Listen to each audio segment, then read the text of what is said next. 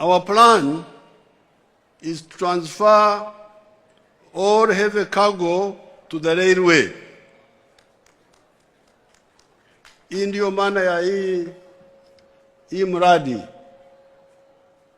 Mizigo yote mizito sana toka kwa barabara kwenda kwa gari moshi. Ndio maana yake.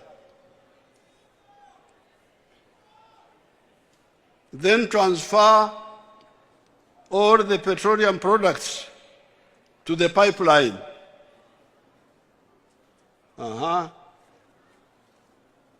Gari za mafuta kwa barabara ni hatari kwa maisha, tena zinaharibu barabara na zinaleta ajali.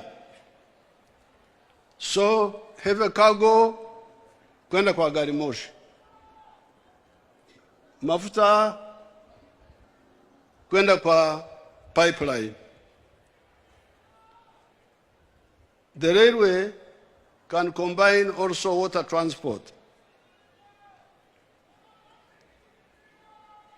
Now, this now leaves the roads for passengers and light cargo.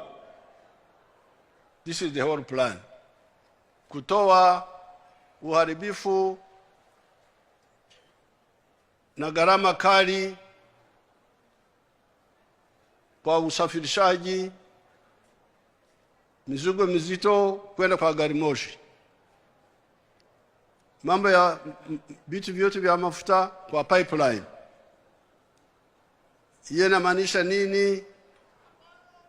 Kwa barabara tumeacha wasafiri, watu pamoja na mizigo maridadi.